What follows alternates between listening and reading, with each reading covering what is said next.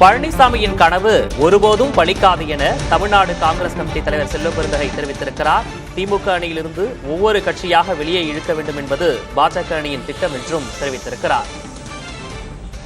பழனிசாமியின் கனவு ஒருபோதும் பலிக்காது என்று தமிழ்நாடு காங்கிரஸ் கமிட்டி தலைவர் செல்வபெருந்தகை தெரிவித்திருக்கிறார். அவர் அளித்த அந்த பேட்டியினை தற்போது பார்க்கலாம். கூட்டணியை பற்றி அகில இந்திய காங்கிரஸ் கமிட்டி தலைமை முடிவெடுக்கும். ஏற்கனவே நாங்கள் பல முறை கூறியிருக்கிறோம், இப்பவும் அழுத்தம் திருத்தமாக சொல்லுகிறோம், அகில இந்திய தலைமை முடிவெடுக்கும்.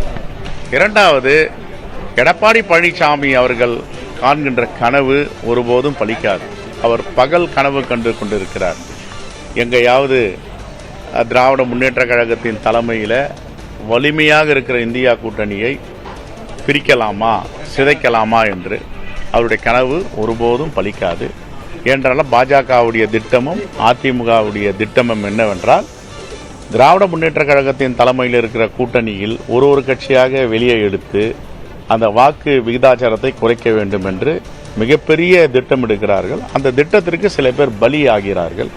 ஆகவே எங்களுடைய அகில இந்திய தலைமை நல்ல முறையில் பேசிக் கொண்டிருக்கிறது. திராவிட முன்னேற்ற கழகத்தை சார்ந்த மகளிர் அணி தலைவியும் நாடாளுமன்ற உறுப்பினருமான அன்பு சகோதரி கனிமொழி கருணாநிதி அவர்களை மாண்புமிகு முதலமைச்சர் அவர்கள் எங்கள் தலைவர் ராகுல் காந்தி சந்திக்க அனுப்பி வைத்திருந்தார். அந்த சந்திப்பும் நல்ல சந்திப்பாக அமைந்திருக்கிறது. ஆகவே தொகுதிகள் வேறு சிலது என்ன பேச வேண்டும் என்பதை எங்களுடைய அகில இந்திய தலைமை பேசி நல்ல முடிவெடுக்கும். பிப்ரவரி இறுதியில் தலைவர் ராகுல் காந்தி அவர்களும் தலைவர் மல்லிகார்ஜுன கார்கே அவர்களும் தலைவர் பிரியங்கா காந்தி அவர்களும் 3 மாநாடு நடத்த இருக்கிறோம். அந்த மாநாட்டிற்கு வர இருக்கிறார். இந்தியா கூட்டணியுடைய தலைவர்கள் கலந்துப்பாங்களா? அது முடிவெடுப்போம். எங்க கூட்டணி வலிமையா தானே இருக்கு. என்ன கட்டமைக்கணும்? கட்டமைக்கிறதுக்கு என்ன இருக்கு என்கிட்ட?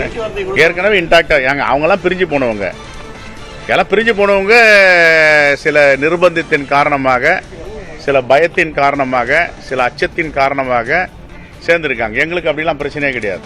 நாங்கெல்லாம் மக்களை சார்ந்திருக்கோம். மக்களுக்கான கூட்டணி, எல்லோரும் இந்தியா கூட்டணியில வலிமையா இருக்கும்.